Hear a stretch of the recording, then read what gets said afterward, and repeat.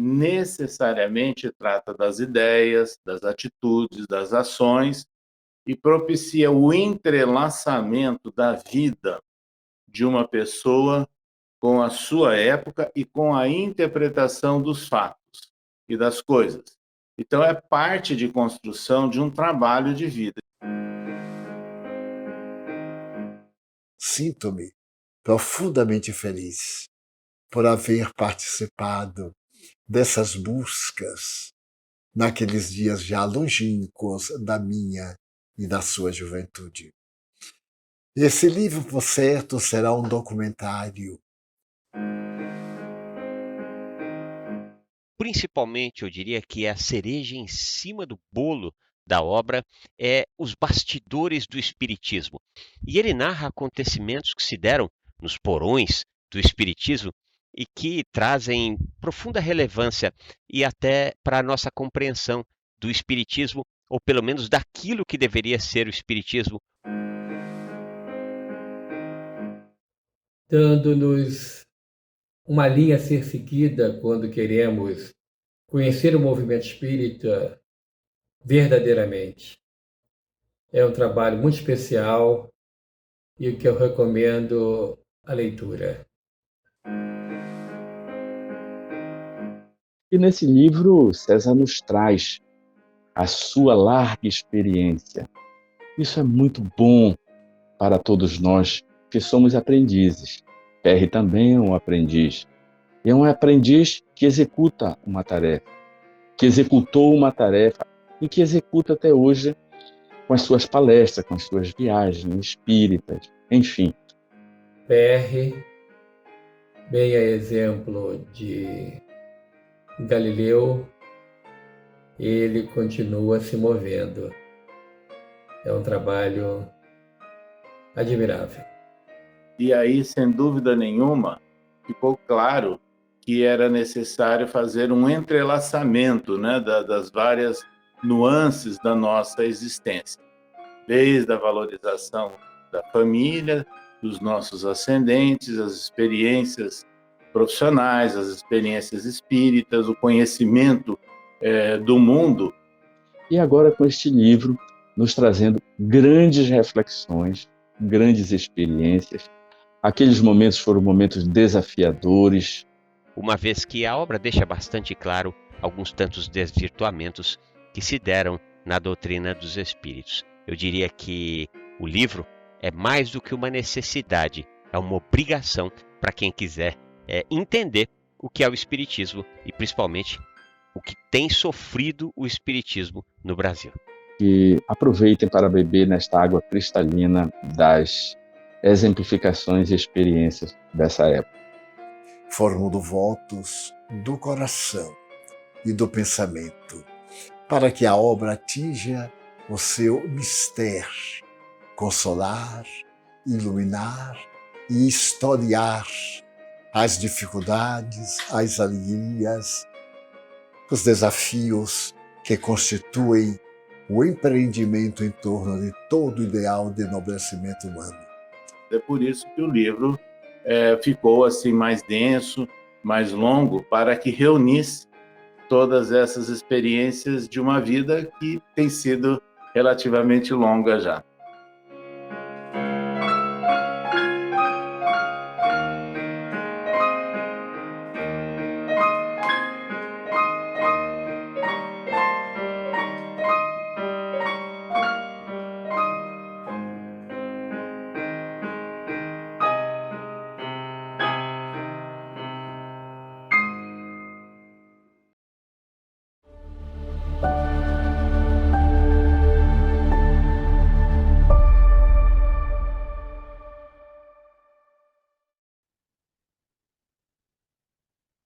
Bem, meus queridos amigos e irmãos, muito boa noite.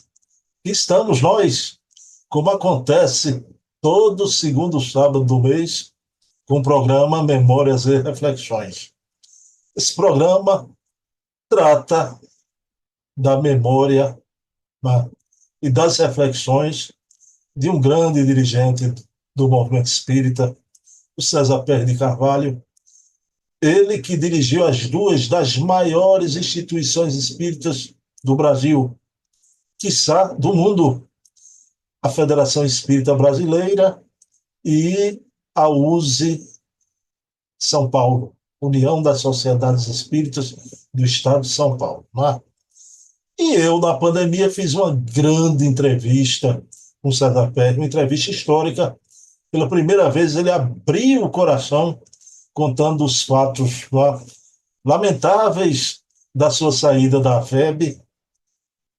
E o seu César Pérez me presenteou com sua obra, né? Pelos Caminhos da Vida, Memórias e Reflexões. Eu fui ler. Estávamos em plena pandemia e lendo esse verdadeiro escrutínio, né, de eventos do movimento espírita, de fatos faustos do movimento espírita, eu logo vi que isso aqui era um manancial, né? Isso aqui era uma serra pelada do movimento espírita, né? Que tinha de pepita de ouro aqui, coisas inusitadas. Então falei com o seu César Pérez e ele aqueceu da gente fazer um programa. Estamos aqui, não é? Então, esse programa, muita gente pode olhar apenas como um livro autobiográfico, mas para mim não. Ele é autobiográfico, mas me permitam dizer, ele é muito mais uma historiografia do movimento espírita brasileiro. Então, aqui tem as memórias de um homem que viveu os subterrâneos do movimento espírita, conhece o movimento espírita por dentro, né? E ele traz aqui suas experiências, né? Tantas personalidades. Na noite de hoje a gente vai ver algo significativo, né? Sobre a gestão e a administração das casas espíritas, né? E a capacitação dos dirigentes. Vejam que assunto importantíssimo, né? Assaz importante. Então vamos estar aqui, né, nessa noite conversando com o querido César Pérez de Carvalho, né? Amanhã, por favor, não percam. Amanhã teremos um programa de Dona Heloísa, o último do ano, o programa Herculano, o metro que melhor mediu Kardec. Tratamos desse programa sobre a vida e a obra de seu pai, o maior filósofo espírita brasileiro, Herculano Pires. Já. Então estaremos aqui com Dona Heloísa nessa mesma hora de hoje, sábado, 20 horas, amanhã, domingo, 20 horas, já. Falando sobre a grandeza de Jesus, sobre a beleza da época de Natal, claro, aurindo tudo isso de uma obra-prima do Herculano, Visão Espírita da Bíblia, e contando com a alegria luminosa da querida Dona Heloísa Pires, né? Mas isso é amanhã. Hoje estamos aqui também nesse programa maravilhoso, importantíssimo para os anais do Espiritismo, né? Sobre gestão de casa espírita, capacitação dos dirigentes, com a pessoa mais adequada do mundo para tratar de questões tão graves, questões tão sérias ao movimento espírita. Ok? Então vamos iniciar o nosso programa, como sempre fazemos, elevando o pensamento a Deus, agradecendo ao nosso Pai de bondade infinita por mais essa oportunidade de estarmos aqui com César Pérez de Carvalho, dando um mergulho nas suas memórias e nas memórias do movimento espírita brasileiro. Possa hoje esse programa servir de rota, de bússola orientadora, né, para as casas espíritas, né, na preparação do seu pessoal. Estão pedindo permissão a Jesus, a quem tudo devemos. Iniciamos o nosso programa da noite de hoje. Então, com vocês, meus amigos, né, sem perca de tempo mais, trago aqui o querido César Pérez de Carvalho, 2 minutinhos.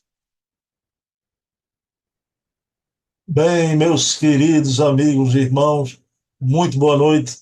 Aqui estamos para mais um programa, Memórias e Reflexões, com César Pérez de Carvalho, seu César Pérez, que traz aqui as suas memórias, mas me permitam dizer, não é? É uma historiografia, traz também a memória do movimento espírita brasileiro, né? Seu César conheceu por fora, mas por dentro, subterrâneos do movimento espírita brasileiro. Seu César, boa noite. Tudo bom, seu César? Boa noite, Bruno. Boa noite a todos os internautas que nos acompanham. Para nós é uma alegria, né, a possibilidade de estarmos mais uma vez atendendo aí as questões desse programa. Olha, eu não posso deixar de perguntar rapidamente, né? Fizemos uma live maravilhosa, né? Eu tinha uma preocupação muito grande que não ficasse igual a outra live lá da USE com o querido Marco Milani, mas a gente destrinchou outros assuntos. Ficou muito boa, não foi, seu César? Ficou muito boa. Inclusive, no livro Movimento Espírita Internacional, nós registramos também experiências relacionadas com esse tema que nós vamos desenvolver hoje com você, mais especificamente sobre o Brasil, que é o apoio, orientação ao centro espírita. Eu reputo esse programa da noite de hoje muito importante para o movimento espírita, né? Mas vamos lá, seu César. Vamos ainda à época do César Perry lá em Araçatuba. Um artigo seu que foi publicado na revista O Clarim. O título tinha uma interrogação, é uma pergunta. Mas, seu César, por favor, eu acho que essa pergunta é plenamente atual, atualíssima, não é? César Pérez de Carvalho, os centros espíritas estão preparados para receber as grandes massas humanas? Então, esse artigo, meus amigos, nós elaboramos e foi publicado na Revista Espírita O Clarim no dia 15 de maio do ano de 1975, ou seja, há 50 anos atrás. Porque naquela época estavam surgindo muitas entrevistas com Chico na televisão e novelas espíritas, como a Pioneira Viagem, né? Então havia aí desenvolvimento teatral, muita coisa chamando a atenção à mídia externa ao espiritismo sobre as ações de centros espíritas. Então nós achamos por bem realizar aquele artigo chamando a atenção de alguns cuidados que nós deveríamos tomar, pensando num público-alvo que poderia ser aumentado e diversificado na procura ao centro espírita. Aquela nossa preocupação de 50 anos atrás é válida hoje. Não mudou nada na nossa preocupação. Se houve um desenvolvimento da divulgação do espiritismo, se houve um estímulo ao estudo, mas ao mesmo tempo nós estamos verificando que muitas pessoas que batem a porta do centro espírita não se sentem acolhidas fraternalmente. Então, muitos centros espíritas, eu diria que são um pouquinho frio na recepção, no atendimento das pessoas que batem a porta do centro. E essas pessoas, elas estão procurando no mundo conturbado e difícil de nossos dias, consolo, respostas às suas aflições. E nem sempre os centros espíritas estão adotando nas palestras públicas esclarecimentos que levem a um apoio emocional, um apoio de consolo, de orientação, de esclarecimento espiritual sobre as razões de tantos contrastes, de tantas dificuldades e das dores que as pessoas passam. Então, eu diria que, guardadas as devidas proporções, mudando algumas nuances, aquela pergunta de 50 anos atrás é válida ainda. Seu César, então, o Nestor Mazotti pediu, seu grande amigo Nestor Mazotti, pediu ao senhor para que o senhor formasse uma equipe e estudasse essa temática, não é? E foi lançado o projeto de capacitação dos dirigentes espíritas. Seu César, que projeto é esse, em que consistia? Veja bem, vamos nos reportar aí o início do ano de 2001. Nestor foi eleito presidente da FEB em março de 2001. Em janeiro, nós havíamos mudado para Brasília, estabelecida nossa residência lá, em função de oportunidades que nós tivemos de um novo trabalho profissional. E o Nestor, sendo amigo nosso desde o tempo da juventude, nos convidou para que montássemos um grupo, né, que trabalhasse nessa ideia de apoio ao centro espírita, porque era uma preocupação já vivida aqui na USE de São Paulo, na gestão do Nestor, na minha gestão, onde nós lançamos, inclusive, na época, livros e criamos um jornal Dirigente Espírita, no sentido de dar orientação e apoio aos dirigentes de centros espíritas. Como a Federação Espírita Brasileira, no seu núcleo de trabalho, ela estava, na verdade, centrada apenas em cursos tipo ES e outros, e não tem experiência de centro espírita, é o chamado, entre aspas, campo experimental, nós começamos a convidar dirigentes de centros espíritas do Distrito Federal.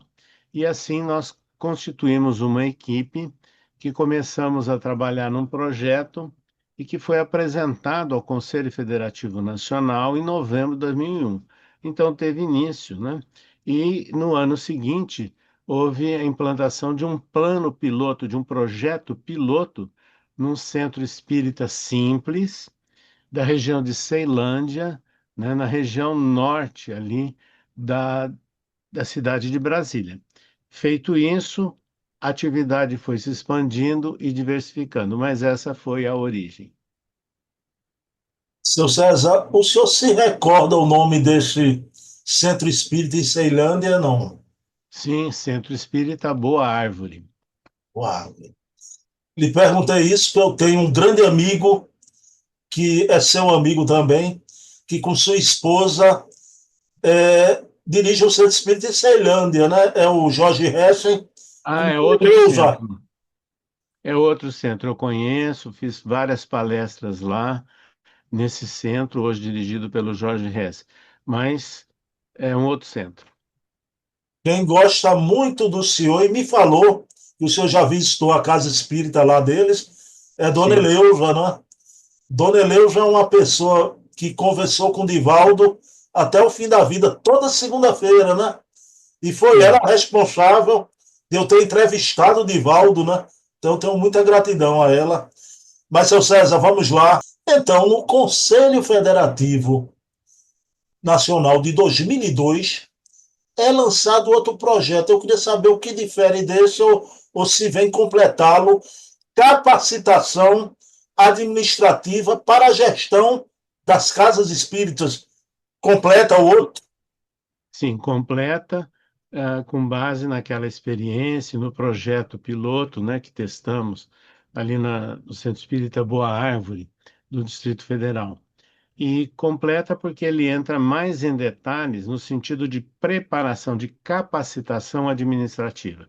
Então, isso foi apresentado ao Conselho Federativo Nacional, foi aprovado, e como nós já estávamos na condição de secretário-geral, né, da Secretaria-Geral do Conselho Federativo Nacional, nós espraiamos esse projeto pelo Brasil inteiro. Meu César, eu queria agora que o senhor falasse, né? Porque houve uma verdadeira disseminação, né, dessas iniciativas pelo Brasil inteiro, né? Em vários estados. O senhor até destaca nas suas memórias, né? Por exemplo, lá em Parnaíba, no Piauí. Eu queria que o senhor falasse sobre essa disseminação, quer dizer, a coisa pegou realmente, né? Pegou tanto que a União Municipal Espírita de Parnaíba, né, lá no litoral do estado do Piauí, estava com dificuldades no relacionamento entre os centros, na organização do movimento espírita, e nos convidou. E lá nós estivemos juntamente com a esposa Célia e levamos num seminário toda essa proposta, o que foi muito bem recebido, foi implantado e deu resultados, né? No sentido de uma organização e uma dinamização da União Municipal Espírita de Parnaíba, no Piauí. Esse é um exemplo, mas nós tivemos seminários e implantação de seminários e cursos em todos os estados.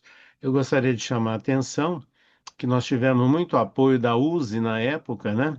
E também da Federação Espírita do Rio Grande do Sul, onde, na gestão do presidente da época, Jason de Camargo, e aquele que o sucedeu, eles conseguiram implantar, imagine, hein, perto de em 200 centros, seminários ou cursos relacionados com capacitação de dirigentes de centros espíritas. Então, foi realmente um impacto muito grande.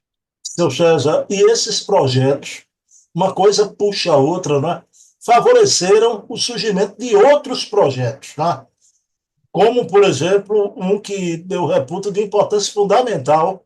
Semana passada a gente estava aqui, seu César, falando sobre o movimento espírita internacional. Mas a importância de se olhar para o interior do Brasil, né? Seu César, eu faço palestra aqui numa cidadezinha, Carpina, e que eu vou lá, cada centro espírita é completamente diferente. Tem um tradicional, Amor e Caridade, tem o outro Genol e tem um Rancho de Himalaia, que é com cantoria, com ervas, na receita mediúnica, né? É quase o centro de Umbanda, né? Então, são realidades tão díspares, né? E veja bem, essa iniciativa sua, do Nestor Mazotti, isso disseminando, favoreceu esse projeto também em 2010 de interiorização. Como é que foi isso, seu César? Então, em 2010, foi apresentado ao Conselho Federativo Nacional, mas ele já estava em andamento há 2 anos. Então, nós constituímos uma equipe da Secretaria-Geral do Conselho Federativo Nacional, que tinha experiências, né, na base com o Centro Espírita, e foram feitas visitas, apoios a centros simples de interior de estados, né? Inclusive no Nordeste, no estado de Sergipe, por exemplo, e pessoalmente nós estivemos em duas oportunidades marcantes no estado do Amazonas, a convite da Federação Espírita Amazonense. Aliás, um grande desafio que nos foi feito, né? Porque a presidente da época lembrou, não, seria interessante que ao invés de vocês virem apenas em Manaus, a capital, que visitassem essa realidade que é muito diferente do Brasil em geral. E aí nós estivemos numa cidade chamada Itacoatiara, onde fizemos um encontro ali e fomos muito bem recebidos por dirigentes simples, ficaram extremamente gratificados, felizes, porque estavam recebendo pela primeira vez uma visita, né, de uma pessoa de fora do estado. Também estivemos em Manaquiri, acompanhado de representantes da Federação Espírita Amazonense, depois de viajar 2 horas em barco, né, pelo Rio Negro, pelo Rio Solimões, e chegamos em Manaquiri. E lá, a surpresa, o centro, na prática, na rotina, funcionava numa autêntica choupana indígena, né? Tinha aquele chapéu e ao lado nada, né, nas laterais, e foi uma reunião muito simples. E quem era público-alvo ali presente?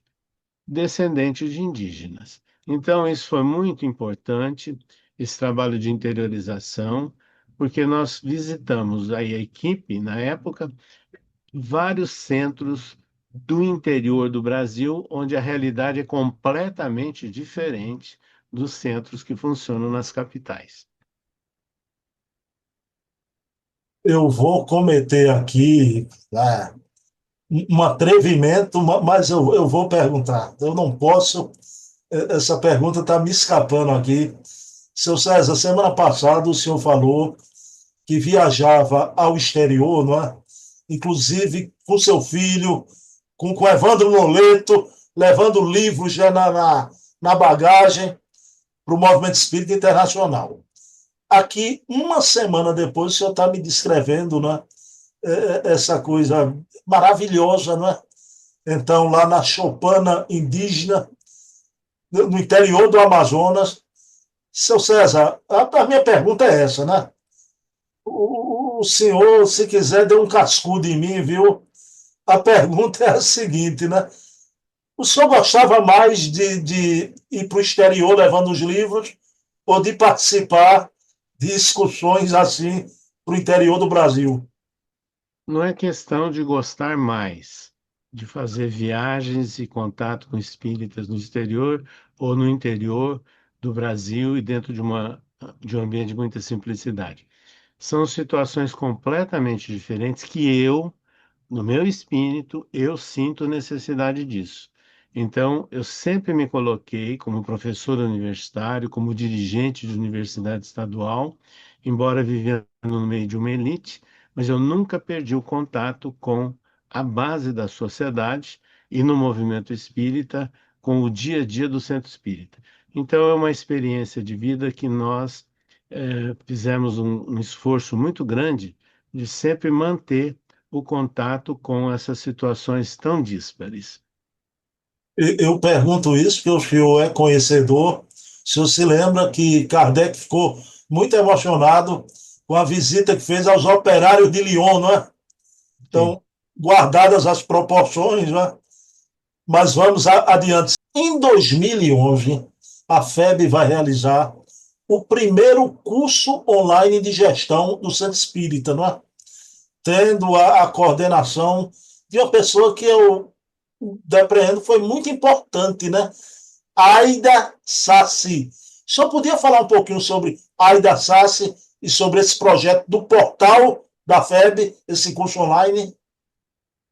Na medida em que nós estamos desenvolvendo esse projeto de capacitação de dirigentes de centros espíritas, na equipe nossa já atuava essa companheira Aida Sassi de Brasília, que na área profissional tinha, inclusive, experiência, né, em recursos humanos, em empresas, né?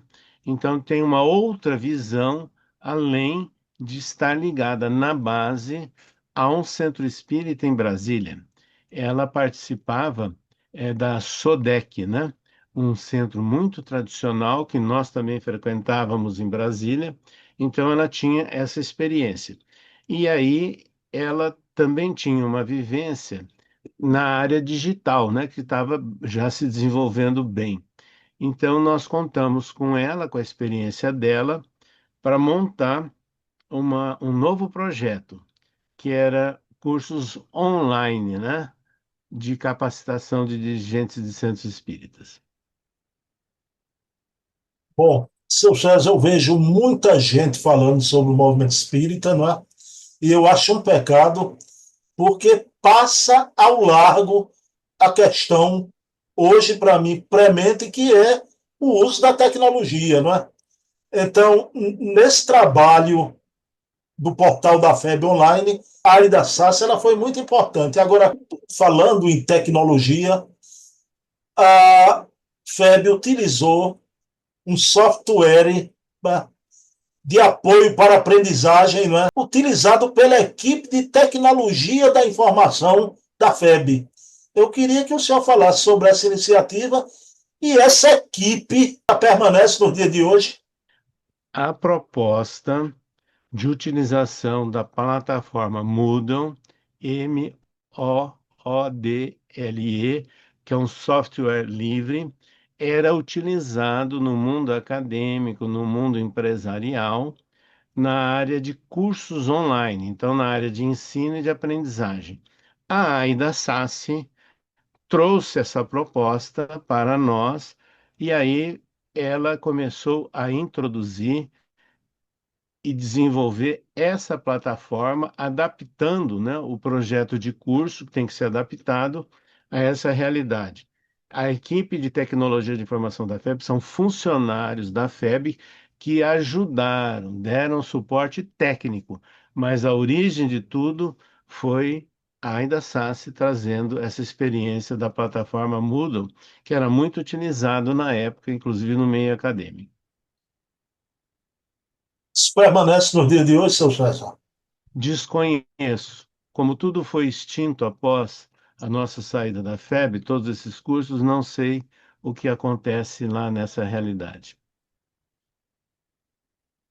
Seu César, em 2011 e 2013, né, o curso de gestão do Centro Espírita foi traduzido para o espanhol por iniciativa da Federação Espírita Uruguaia, né?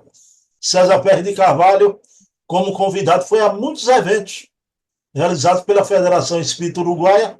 eu queria fazer com o senhor que o senhor fizesse uma análise, né? Como foi a implantação do projeto lá na Latinoamérica, no nosso país irmão, Uruguai. A coisa pegou lá também? Sim, é, veja bem, na época, o presidente da Federação Uruguaia, Eduardo dos Santos, uruguaio, era muito amigo nosso, e, coincidentemente, um membro da nossa equipe, da Secretaria-Geral do CFN, o Edmilson Nogueira, profissionalmente foi transferido para uma empresa multinacional brasileira radicada em Montevidéu. E então, ele entrando em contato com a Federação Espírita Uruguaia, falou dessa experiência que ele participava no Brasil, houve um interesse, então lá houve inicialmente um seminário integrado, né, em que nós fomos convidados para divulgar o projeto junto com o Edmilson. Houve um interesse e o Edmilson e a sua esposa, juntamente com o Eduardo e outros, se prontificaram em traduzir para o espanhol todos os textos utilizados nesse curso. A partir daí, a Federação Espírita Uruguaia dividiu o país em 3 ou 4 regiões e implantou esse curso em diversos locais.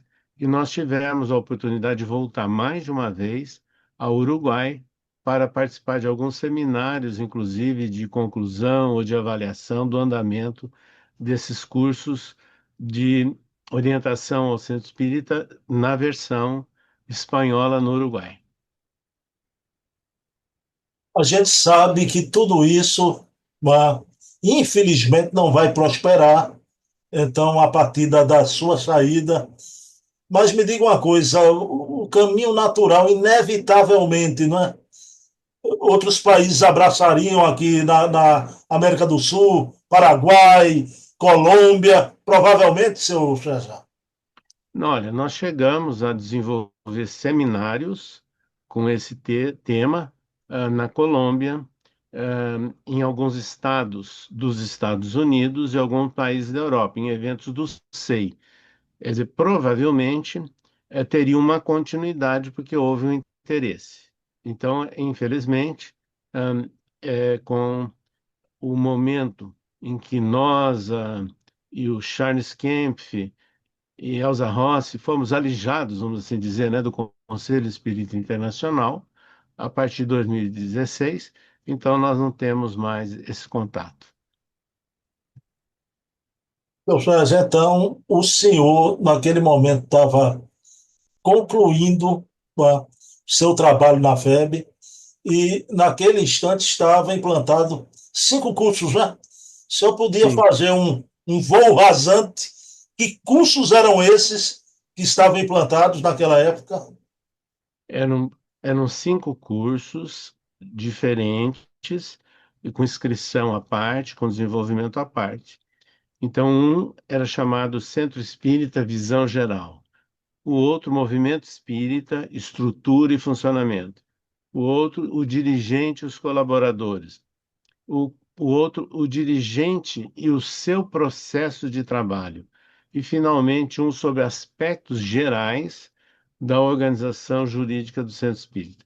Eu quero dizer que, nesse período, entre 2011 e até março de 2015, quando nós lá estávamos, nós tínhamos centenas de participantes esgotando inscrições em cada um desses cursos. Havia muito interesse pelo Brasil afora. Seu César, deixa eu lhe fazer uma pergunta, né? Esse 5º curso aí, né? A importância de uma assistência jurídica.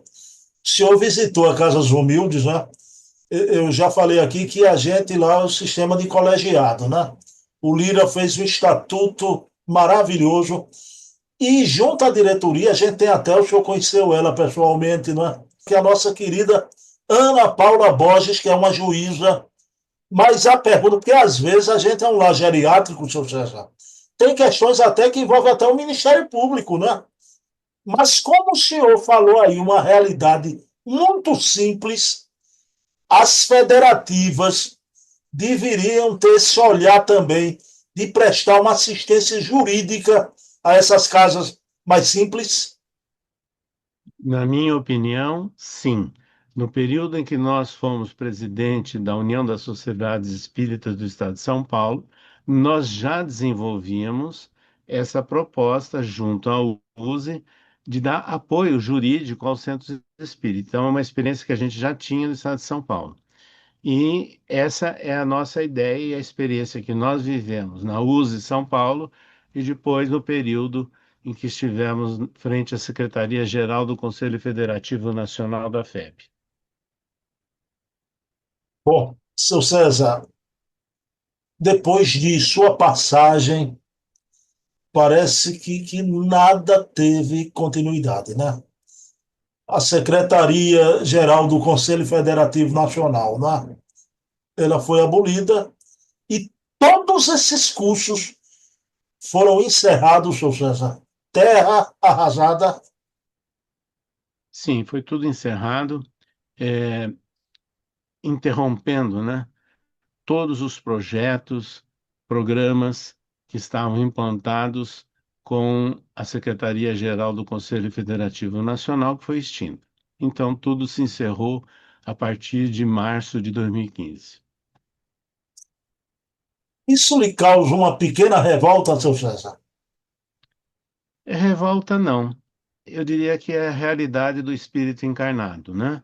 Essa diversidade de visão, de objetivos de vida, de ação e de método e proposta de trabalho. Essa é a realidade, né, de todos os espíritos encarnados.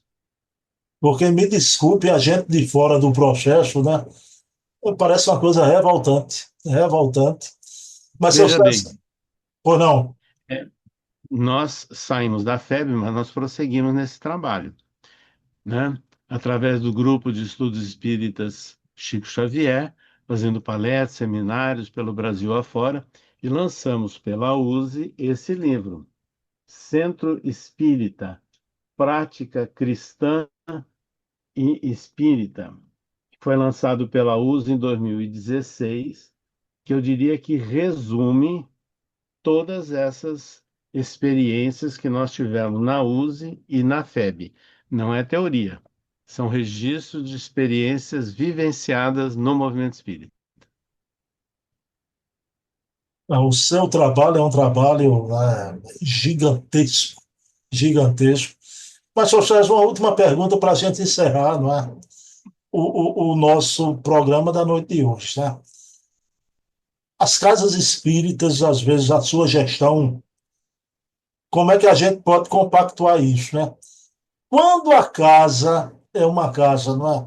Grande, bem frequentada, não é? Tem uma inteligência, não é? Fraterna, você aproveita elementos da profissionais liberais, você aproveita de gente da sociedade para todos os campos, não é? Mas me diga uma coisa, tem que haver a gestão de uma casa espírita, seu César, que seja sempre um trabalhador raiz. Por exemplo, se chegar um ilustre empresário, advogado, com muito pouco tempo de espiritismo, às vezes a gente vê, ele é galgado, não é? A direção da casa espírita. O senhor não acha que tem que haver as duas coisas, tem que ter o devido tempo para tudo? É o chamado tempo de amadurecimento dentro de uma proposta de trabalho. É isso que tem que existir. Então, veja bem, essa é a realidade do mundo que nós vivemos e que nós aprendemos no movimento espírita, que nós temos que tratar todos como irmãos em igualdade, diferente de outros locais que privilegiam faixas sociais e títulos acadêmicos. Não. Então, nós temos que entender aquilo que Jesus disse: eu vim para servir e não para ser servido. Então, aqueles que estiverem dispostos a servir no centro espírita, eles têm que ter a chance, pelo menos uma chance inicial experimental de trabalho. Resposta fabulosa, porque a gente vê muito isso, né? Pessoas que são proeminentes, né? Então, no mundo profano, chegam na casa espírita e são logo colocadas aí nos píncaros. Não é assim, não é? Aquele velho ditado, né, seu César, né? Entrou no ônibus agora, né? Já que aí na janela não pode, né? Tem que esperar o devido tempo. Seu César, um programa importantíssimo, viu? Gratidão. Só num programa com uma pessoa com uma vasta experiência, a gente pode extrair, não é? Questões tão melindrosas, né? Tão melindrosas. O senhor pode fazer a prece, seu César? Sim. Nós vamos então, ao encerrarmos mais este programa relacionado com o movimento, com o Centro Espírita, agradecer as oportunidades tão belas que temos recebido em nossas vidas e entendermos que ao orar é importante para nos fortalecermos no ambiente do nosso lar, no ambiente de trabalho, no contexto social onde nós estivermos, e pedir à espiritualidade amiga que nos deem sempre paz, saúde e muita lucidez para prosseguirmos no esforço de superarmos as lutas e as dificuldades características de nosso mundo. Que a paz de Jesus esteja entre nós hoje e sempre.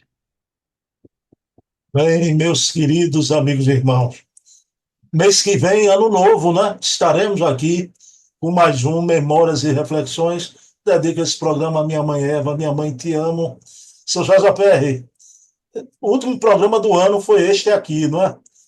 Me permita, eu vou perguntar ao pessoal todo, né? Ao Charles, ao Luciano, não é? A Heloísa. Contrato renovado, o senhor topa mais um ano aqui?